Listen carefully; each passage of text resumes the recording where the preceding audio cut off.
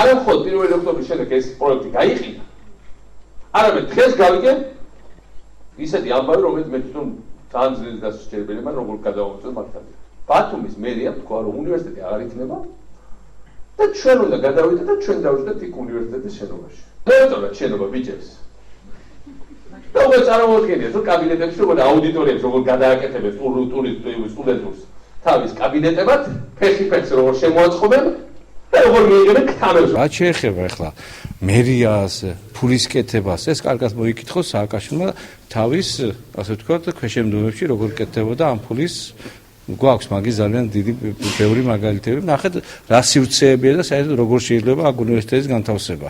და მეორე არის, რომ მერია რა მდგომარეობაში მუშაობს, ერთ პატარა 10 კვადრატულ მეტრ ოთახში, რომ 5 და 6 სპეციალისტი მუშაობს, ორსართულიანი შენობა გაიმეტა სააკაშვილმა თავის ძოზე. თვითმმართველობა არის ზუსტად ის ორგანიზაცია, ის ორგანო, რომელსაც გააჩნია სათანადო თანხები ამ შენობას დაასრულებს და შემდეგ შეძლებს მის ექსპლუატაციას. პირველი 3 სართული იყო გათვალისწინებული აუდიტორიებისთვის, ზედა სართულები იყო გათვალისწინებული სასტუმრო ტიპის ოთახები იქნებოდა, რომელშიც განთავსებოდა ლექტორები, პროფესორები, რომელიც ჩამოვიდოდნენ სპეციალურად იმისთვის, რომ ესწავლებიათ მოსწავლეებისთვის. ნებისმიერ მშენებლობას ხარვეზები აქვს, რომელიც იყო კარგახანია გამოსწორებული, რაც შეეხება წყლის ჩამოსვლას, ეს იყო ადრე, რომელიც გამოსწორდა.